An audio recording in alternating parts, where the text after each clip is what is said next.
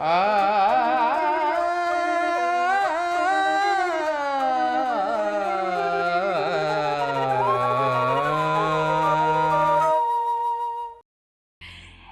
दर्शकों, मैं ज्योति एक बार फिर से स्वागत करते हैं हमारे आज के कार्यक्रम महाभारत से सीख में। हमारे इस कार्यक्रम के माध्यम से हमारा यह प्रयास रहता है कि महाभारत के वो पात्र जिन्होंने किरदार को बखूबी निभाया उनके बारे में आपको बता सके। महाभारत में जो एक एक घटना हुई वो किन कारणों से हुई, उनके पीछे का क्या कारण था, इसके बारे में हम आपको बता सके। और इस बारे में तमाम जानकारी के लिए हमारा और आपका मार्गदर्शन करने के लिए इस वक्त हमारे साथ स्टूडियो में मौजूद हैं ध्यान रत्न पीवी रामराजू सर। चलिए सबसे पहले मिलकर सर का स्वागत करेंगे। सर, बहुत स्वागत करूंगी कार्यक्रम में आपका। नमस्ते मैडम। पीएमसी हिंदी दर्शकों को मेरा नमस्कार और ब्रह्मर्षि पितामह पत्री जी को, श्री कृष्ण परमात्मा को और व्यास महर्षि को, सबको मेरा प्रणाम करता हूँ। सर, जब भी महाभारत की बात आती है तो बहुत सारे सवाल हैं जो हमारे मन में आते हैं। अज्ञातवास के समय में जो कुमकुम भट्ट के सर के ऊपर विराट राज ने एक बर्तन फेंका था, उस वक्त जब उनके सर से खून निकलने लगा तो द्रौपदी ने उस खून को रोका था। अगर वो खून निकल जाता तो क्या होता, क्यों रोका गया वो खून, उसके बारे में बताइए। बहुत अच्छा सवाल है मैडम। अज्ञातवास को भेजने की क्या जरूरत है? क्योंकि अज्ञातवास है जो हमारा जो रजोगुण है वो क्या है, मैं, इसको निकालने के लिए ही ये जो वनवास है मेरा निकाल दिया, और अज्ञातवास है मैं जो चीज़ें निकाल दिया। श्री कृष्ण का जो प्लानिंग है, पांडव के अंदर जो मैं है वो निकालना चाहिए। अज्ञातवास के समय में वो किसी को नहीं बता सकता है ना, मैं युधिष्ठिर हूँ, मैं द्रौपदी हूँ, मैं अर्जुन हूँ, मैं योद्धा हूँ, कोई नहीं बता सकते हैं। तो उस समय किसी को पूछेंगे तो क्या रोल है उनका? एक पीए है जो विराट राजा का उनका साथ रहते थे और उनका पीए के रूप में रहते थे कुमकुम भट्ट, और द्रौपदी है उनका साथ एक मेड के रूप में रहती थी और रानी के साथ एक दासी के रूप में रहती थी। वो स्थिति था उस समय। तो अर्जुन तो ब्रह्मंडाला के रूप में, डांस करने वाले के रूप में रहते थे। तो अपना आइडेंटिफिकेशन को छोड़ के वो लोगों ने अज्ञातवास में रहे। एट द सेम टाइम हम लोग भी अपना आइडेंटिफिकेशन को छोड़ के धरती में आया। हम सब लोग भी आत्मा है, आत्मा के रूप में विराजमान थे, एक साम्राट के रूप में थे, लेकिन धरती में तरह तरह आइडेंटिफिकेशन लेके आया है। हम एक डॉक्टर के रूप में, इंजीनियर के रूप में, खेती बाड़ी का गरीब के रूप में, अमीर के रूप में, तरह तरह रोल्स, तरह तरह पर्सनालिटी से लेके आया। लेकिन जिस समय हम अपने को पहचानेंगे, जैसे अज्ञातवास के समय में इन लोगों को पता है हम तो राजा थे, वो जानकारी करते हुए वो लोग उस रोल को निभाया। हम भी कहे कि मैं आत्मा हूं, ये सब जानकारी करते हुए ये धरती का लाइफ को जीना है। हो सकता है आपको माँ का रोल प्ले कर रहा होगा, बहन का रोल प्ले कर रहा होगा, या बेटे का, नाना का, कोई भी रोल प्ले करे, लेकिन हमेशा ये याद रखना है कि मैं ये नहीं हूं, मैं तो आत्मा हूं। अगर अभी आपका सवाल में आएंगे तो जो कुमकुम भट्ट है वो है युधिष्ठिर का नाम है उस अज्ञातवास में। ये वो एक राजा का पीए के रूप में राजा का साथ रहते थे, उनके साथ जो 66 का गेम है वो खेलते थे और उनको सब तरह का सलाह देते थे।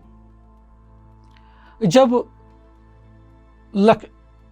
राजा को पता चला है कि लक्ष्मण कुमार उनका बेटा ने कौरव लोगों को जीत के वापस आया है, वो पता चल जाते हैं, तो वो बहुत तारीफ करते हैं, अपना बेटा लक्ष्मण कुमार महान है। लेकिन युधिष्ठिर जानते हैं कि उसको जीत का जो राज है वो लक्ष्मण कुमार नहीं है, वो है अर्जुन है, अर्जुन की वजह से हारा है। लेकिन वो जानते नहीं है ब्रह्मंडाला क्या कर सकते हैं, वो डांस करने वाला है, ऐसा सोचा, लेकिन हमारा बेटा महान है। लेकिन युधिष्ठिर बार बार यही स्ट्रेस देते हैं कि नहीं, अर्जुन की वजह से, ब्रह्मंडाला की वजह से ही वो जीता है।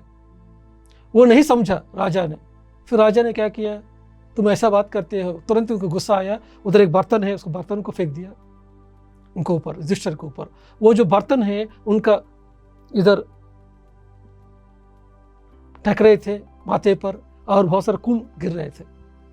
उसी समय जो द्रौपदी थी उन्होंने देखी, अरे, तुरंत उन्होंने क्या किया है कि जो खून गिरने के पहले ही उन्होंने और एक बर्तन लेके वो जो खून गिर रही थी उसको गिरने नहीं दिया, उस बर्तन के अंदर रख दिया, ताकि वो जानती है कि जो लोग धर्म को हिसाब से रहते हैं, धर्म निष्ठा के साथ रहते हैं, उनका खून गिर गया ना, पूरा विराट राज्य नाश हो जाएगा। हमेशा याद रखना है कि हमको जो धर्म के साथ रहते हैं उनको कभी भी अपमान नहीं करना है। बहुत सारे गुरु होते हैं, सत्य को जो जानते हैं, जो धर्म के साथ रहते हैं, उन लोगों को कभी भी अपमान करेंगे ना, वो बहुत बड़ा कर्मा है। हम किसी भी गुरु को भी, किसी भी जो धर्म के साथ रहते हैं, लोक कल्याण के लिए काम करते हैं, उनको बिना जाने उनको ऊपर हम गालियाँ देना, उनको ब्लेम करना, उनको इंसल्ट करना करेंगे तो अगर उनके मुंह से कुछ भी निकले है ना, वो शाप बन जाती है। अगर मुंह से नहीं निकला फिर यूनिवर्स भी देख लेगा उनको। युधिष्ठिर तो उनको कुछ नहीं बोला, लेकिन अगर खून गिरेंगे ना, वो नाश हो जाएंगे, क्योंकि हमेशा युधिष्ठिर धर्म के साथ निभाया है। बहुत सारे लोगों को गुरु से ना, बहुत सारे गुरु होते हैं, बिना ये लोग खुद जानते नहीं है आत्मज्ञान क्या है, गुरु क्या है, कौन क्या स्थिति में है, लेकिन जजमेंट कर लेंगे। वो गुरु ने ऐसा कर दिया, ये गुरु ने ऐसा किया। टीवी का न्यूज़ को, खबर को देख के ये लोग गुरु को जज करते हैं। ये गुरु को कभी भी हम जज नहीं कर सकते। अगर रियल फैक्ट नहीं जानेंगे तो हम कभी भी किसी को भी जज नहीं करना है। ऐसा गुरु को कैसे जज कर सकते हैं? हमको कुछ भी पता नहीं है, हम किसी के बारे में कुछ भी नहीं कहना है। अगर कहने की वजह से उनको कुछ नुकसान पहुंचे हैं आपकी वजह से, तो उसके लिए फल लेना पड़ेगा, कर्म का फल लेना पड़ेगा। इसलिए जो धर्म के साथ रहते हैं उनको कभी भी कुछ भी नहीं करना है, इंसल्ट नहीं करना, कुछ भी नहीं करना है। इसलिए वो जानती है द्रौपदी ने, इसलिए जो युधिष्ठिर का जो खून गिर रही थी उसको रोक दिया है। द्रौपदी जानती थी कि जो लोग धर्म के साथ होते हैं, अगर उनके साथ कुछ गलत किया जाए तो गलत होता है। लेकिन द्रौपदी ने कहीं ना कहीं एक गलती की। जब दुर्योधन जा रहे थे, उन्हें लगा पानी है और दुर्योधन वहां पर गिर गए, तो द्रौपदी के मुंह से वो शब्द निकले थे कि अंधे का पुत्र अंधा, और उस पर द्रौपदी हंस पड़ी थी। जिसके बाद से दुर्योधन के मन में जो था वो गुस्सा जो था वो और बढ़ गया। तो ये जो घटना हुई थी, ये घटना हमें क्या संकेत देती है? हम किसी को अपमान नहीं करना चाहिए। उन्होंने उस समय जो उनका मन में आया वो चीज बता दिया, लेकिन वो अपमान का रूप उन्होंने लिया दुर्योधन ने। ये एक सिचुएशन है, इसी सिचुएशन की वजह से महाभारत का युद्ध आ गया। कुरुक्षेत्र युद्ध आया क्यों है? इधर से ही शुरुआत हुआ। वो दोनों के बीच में दुश्मनी है, बचपन से पांडव और कौरव के बीच में दुश्मनी थे, लेकिन ये जो इंसिडेंट हुआ था उस समय दुर्योधन ने पर्सनली ले लिया। एक औरत मुझको देख के अपमान करेगी, वो सहन नहीं पाया। उन्होंने रात दिन सोया नहीं था। उनके अंदर एक प्रतीकार का भाव, एक बदले का भाव आया था। मैं कैसे भी हो उस द्रौपदी का अपमान करना है। जब कुरुसभा में वो लोग बाजी को हारे थे, उस समय द्रौपदी को लेके आने की जरूरत नहीं था, लेकिन द्रौपदी ने जो किया था, अपमान किया था, उसको बदला लेना चाहते थे, इसी वजह से उसको खींच के लेके आना पड़ा। इसलिए हमको कभी भी क्या है कि किसी को भी ऐसा मजाक नहीं उड़ाना है। अगर वो लोग ज़्यादा सॉफ्ट माइंडेड है, सेंसिटिव वाले हैं, वो लोग अगर बेहतर में लेंगे तो क्या होगा कि हो सकते कोई बदले रूप में लेंगे, या कोई कुछ लोग हैं हट हो जाएंगे, दिल के लेके बहुत रोएंगे। तो द्रौपदी ने जो किया है, इसी की वजह से वो एक्शन किया है। इसका जो रिएक्शन है दुर्योधन ने फिर किया है। तो दुर्योधन जो किया है, इसी की वजह से फिर पांडव लोगों ने वो भी बदला लिया है दुर्योधन के साथ। ये तो चलता रहेगा।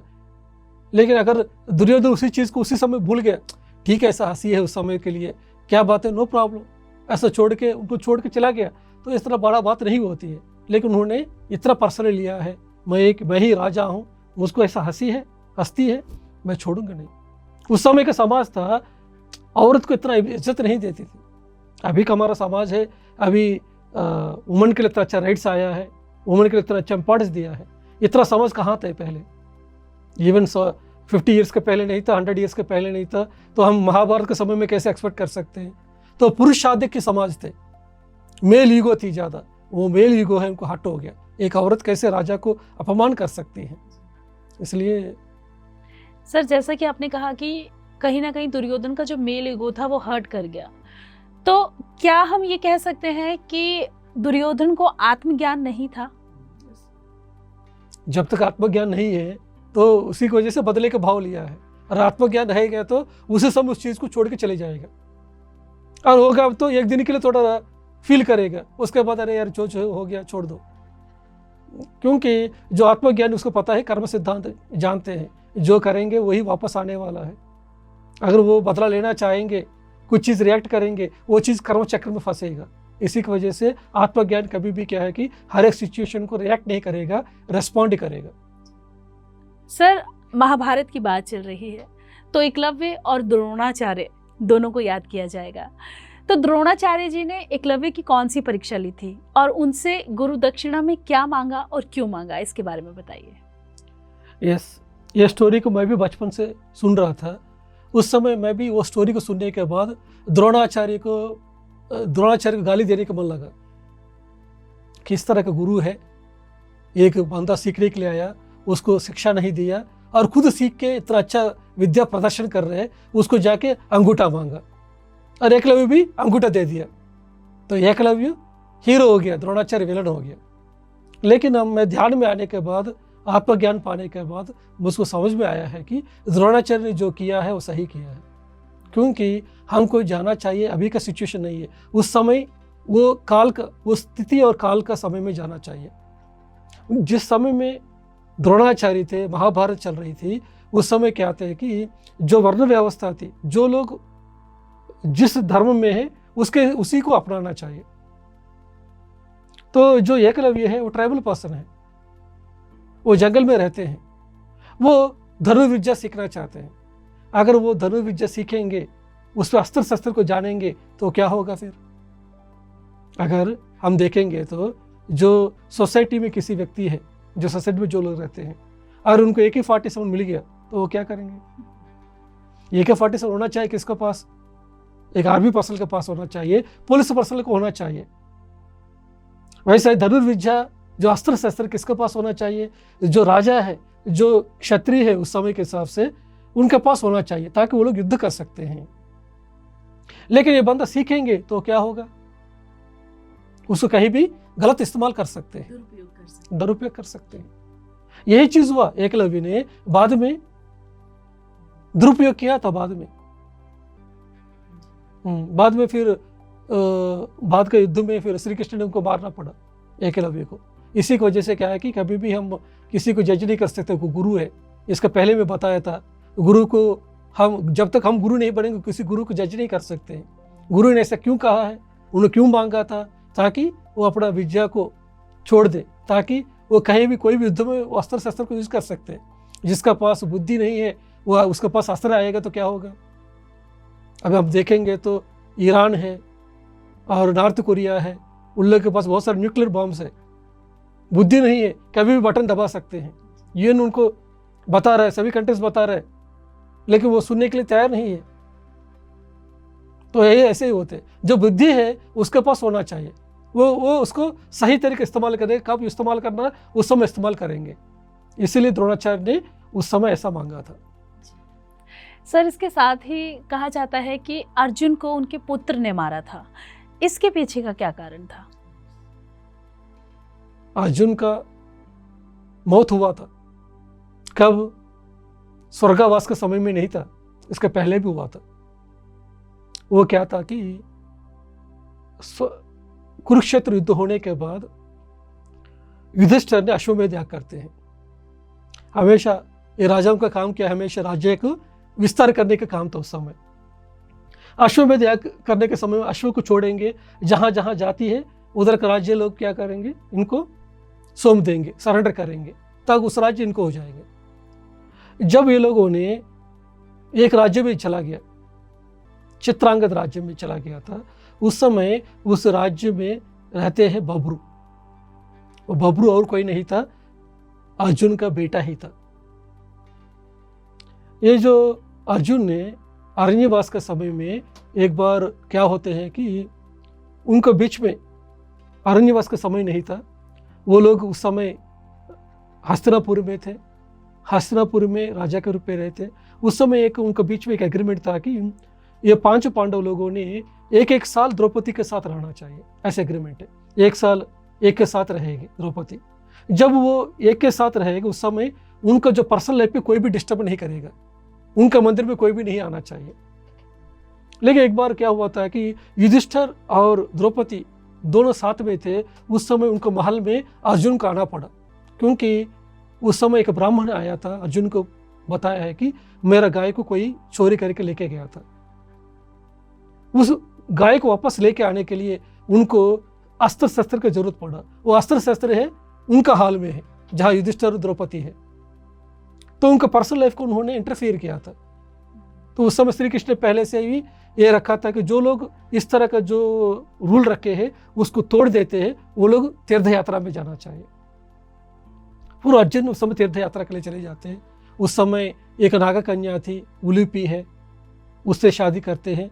उसके बाद आगे बढ़ने के बाद चित्रांगदा को मिलते हैं। वो चित्रांगदा इसको पसंद करती हैं। वो चित्रांगदा द्वारा वह बेटा है ये बब्रू। लेकिन बब्रू को कभी अर्जुन का प्यार नहीं मिला। अर्जुन कभी देखने के लिए गया नहीं। उस समय क्या थे, राजा का किसी भी कितना भी शादी कर सकते हैं। उस समय गांधर्व शादी किया था, बच्चे को पैदा किया, उसका बच्चा चला गया। उसके बाद उनके साथ कांटेक्ट भी नहीं था। एक बच्चा को जब पिता का प्यार नहीं मिलेगा तो क्या होते हैं, इससे देख सकते हैं हम। तो जब बब्रू को पता नहीं था कि मेरा पिताजी अर्जुन है और उनका, लेकिन उन्होंने सोचा था कि ये अश्व आया तो उसको अश्व को पकड़ के रखा। जब अश्व को पकड़ लिया, अर्जुन को पता चला, फिर अर्जुन आ जाते हैं, क्योंकि अश्व को पकड़ लिया, युद्ध करना पड़ेगा।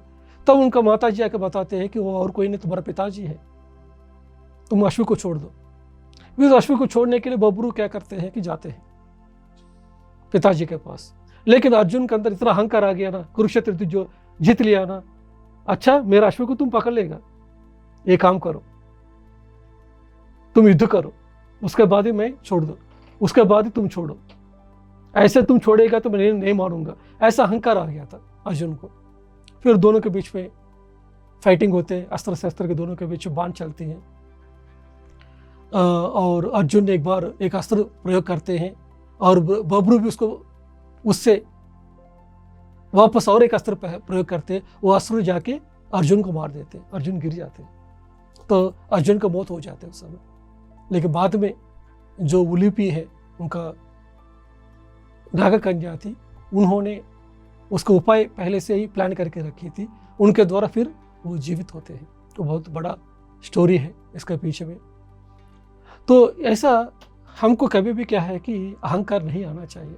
लेकिन अर्जुन को क्या है कि हम तो कुरुक्षेत्र जीत गया, मैं ही दुनिया में सबसे महान धनुर्धारी हूँ, मैं ही महान योद्धा हूँ समझा। लेकिन उसका बेटा उससे भी महान निकले थे। तो हमेशा एक है कि इस दुनिया में देखेंगे तो हम महान हैं, तो हमसे भी महान और बहुत पुरुष लोग हैं, और हमसे भी कम लोग भी रहते हैं। कितना भी आगे बढ़े हम, लेकिन हमसे महान मिलेंगे। एट द सेम टाइम हमको भी करुणा दिखाने वाला भी लोग मिलेंगे, दोनों मिलेंगे हमारे जीवन में। इसलिए कभी भी हम घमंड के साथ नहीं रहना, यही हमको सीखना चाहिए इसमें। सर, जब भी महाभारत की बात आती है तो स्वर्गारोहिणी की बात भी आती है। 5 पांडव निकले और उनके साथ एक कुत्ता निकला। एक एक करके 5 पांडव जो हैं वो खत्म होते गए। वहां तक सिर्फ पहुंचे युधिष्ठिर और उनके साथ वो कुत्ता। इसके पीछे की क्या कहानी है, इसके बारे में बताइए। यस मैडम, हमारे लाइफ में इम्पॉर्टेंट रोल प्ले करेगा मौत के समय में। हम जिंदगी भर में क्या ज्ञान पाया है, कैसे जिया है, हमको पता चलेंगे मौत का वक्त में। हमको स्वर्गारोहण पर्व है, लास्ट चैप्टर है महाभारत में, उसी से हमको बहुत कुछ सीखना है। जब वो लोग स्वर्गारोहण पर्व में 5 पांडव जाते रहेंगे, उसके साथ एक कुत्ता भी जाते रहते हैं। पहले गिर जाते हैं द्रौपदी, उसके बाद नकुल है, सहदेव है, अर्जुन है, भीम है, सब लोग एक दूसरे के बाद गिर जाते हैं। उनके पास इतना कैपेसिटी नहीं थे। कैपेसिटी मतलब क्या है कि उधर क्या कह सकते हैं कि आत्मशक्ति, जितना आत्मशक्ति युधिष्ठिर के पास है उतना आत्मशक्ति इनके पास नहीं है, क्योंकि ये धरती के लय पे कहीं ना कहीं जगह पे इनके अंदर एक घमंड आया था। ताकत को लेके भीम को आया, अस्त्र शस्त्र मेरा से ऊपर और कोई नहीं समझते हुए अर्जुन को आया था, मुझसे भी अच्छा सुंदर और कोई नहीं है ऐसा नकुल समझ के बैठा था, मेरे से अच्छा ताड़े मस्त कोई नहीं है ऐसा सहदेव बैठे थे, और मेरा पति जाने के पहले मेरा शरीर छोड़ना है, ऐसे समझ के द्रौपदी शरीर छोड़ी है। लेकिन इसको तो अलग रूप में बताया गया है महाभारत में, द्रौपदी का समय में आया तो, लेकिन ऐसा नहीं थे। मैं अभी का जो दृष्टिकोण से देख के, एक औरत का दृष्टिकोण से देख के मैं बता रहा हूँ। उस समय जो सभी स्टोरी में बताया है कि द्रौपदी तो कर्ण को भी चाहती थी, ऐसा बताया गया। ऐसा कुछ भी नहीं थे। एक उस समय के जो समाज थे, जो लिखने वाले थे, ये देखेंगे तो महाभारत जो आया है वेद व्यास से आया है। अभी हम दोनों के बीच में रिकॉर्डिंग हो रही है, ये क्या है कि प्रूफ रहेगा लोगों के लिए, कितना भी साल रहेंगे। उस समय ऐसा कोई प्रूफ नहीं था। जो वेद व्यास आया है उसको मुंह के द्वारा किसी को और को सुने, उसके बाद और किसी के पास आया। इसके वजह से क्या हुआ कि जो ट्रूथ है कहीं जगह पे क्या हुआ, डाइल्यूट हुआ। कहीं जगह पे क्या कहीं और कोई स्टोरीज आते, तरह तरह स्टोरीज आते रहते हैं हमको। इसलिए क्या है कि हमको स्टोरीज को ज़्यादा पकड़ना नहीं है, हमको क्या पकड़ना है, सीख पकड़ना है। हमको क्या सीखना है, क्या स्टोरी है, हमको क्या लेने देना, महाभारत से हमको क्या सीखना है, हमारे जीवन में कैसे उतारना, हमारे जीवन में हम अच्छी तरह कैसे जिए, खुशी के साथ कैसे जिए, यही हमारा फोकस होना चाहिए। हमको ये तरह तरह स्टोरी के रूप में नहीं जाना चाहिए। तो इधर में भी जो पुरुषाधिक के समाज में जो भी लिखा है उसके हिसाब से ये बताया है कि द्रौपदी ने कर्ण को चाहती थी, इसी को वजह से गिरी है। लेकिन मैं इधर क्या कहता हूँ कि ऐसा नहीं है। द्रौपदी चाहती है कि मेरा पति जाने के पहले मैं छोड़ देना चाहिए। उस समय के समाज में औरत क्या चाहती है कि मेरा पति के पहले मैं ही शरीर छोड़ूं। अभी भी कुछ लोग समझते हैं, बहुत है कि नहीं। तो इसलिए उन्होंने पहले छोड़े थे। तो एक के बाद एक शरीर। तो हमको इससे क्या सीखना चाहिए कि जीवन में कोई भी चीज़ है, वो ताकत है, वो हमेशा के लिए नहीं रहेगा। बहुत सारे लोग ताकत को देख के मेरा ताकत महान है, लेकिन ताकत हमेशा के लिए नहीं रहेगा। हमारा जो जवानी है वो भी हमेशा के लिए नहीं रहेगा। जो सुंदरता कभी नहीं रहेगा। हमारा जो पैसा है वो कभी भी गायब हो सकती है। तो कोई भी चीज़ है कभी भी गायब हो सकती है, लेकिन किसी भी चीज़ में घमंड नहीं पाना है। लेकिन जो चीज़ गायब नहीं हो सकती कौन सा है, वो है धर्म और सत्य। इसलिए हमको, लेकिन युधिष्ठिर ने क्या पकड़ा है, धर्म को पकड़ा है। इसी की वजह से उन्होंने आखिरी तक पहुंचे हैं स्वर्गारोहण पर्व में। जब उनको लेने के लिए सभी देवता आया, चलो आपको सशरीर के साथ लेके जाएंगे, तो उन्होंने देखा था कि पीछे कुत्ता खड़ी है। वो तो हर पार को पार करके आई है। उसको देख के बोला है कि युधिष्ठिर ने, मैं सिर्फ नहीं आऊंगा, आपको लेके जाना है तो ये कुत्ते के भी साथ में लेके आएगा तो मैं आऊंगा, नहीं तो नहीं आऊंगा। बताओ, वो लोग बोला है कि कुत्ते का अलाउड ही है तो मैं नहीं आऊंगा बोला। तो उस समय में भी उन्होंने धर्म का निष्ठा को दिखाया लोगों को। उस समय में भी हाँ मुझको आ रहा है ना, शरीर के साथ ऊपर प्रमोशन आ रहा है, मैं असेंड हो जाऊंगा सोच रहा है। सब लोग ऐसे सोचेंगे, लेकिन उस समय में भी उन्होंने धर्म को छोड़ा नहीं है। ये कुत्ते क्वालिफाई हो गया, उसको भी लेके जाएंगे, पता है, तभी वो कुत्ता है बदल जाते हैं यम धर्मराज के रूप में। देखा कितना अच्छा हम समझ सकते धर्म को, धर्म का परिभाषा को। श्री कृष्ण है आत्मज्ञान में पराकाष्ठ है, तो धर्म में पराकाष्ठ है युधिष्ठिर है, तभी उन्हें धर्मराज युधिष्ठिर भी कहा जाता है जी। तो सर आपने हमें इतनी सारी बातें बताई, इतनी सारी महाभारत से जुड़े जो वाक्य हैं जो कई बार हम भूल जाते हैं या हमें नहीं पता होता, उनके बारे में भी हमें एक बार फिर से बताया। तो इस तमाम जानकारी के लिए आपका बहुत बहुत धन्यवाद। नमस्ते मैडम।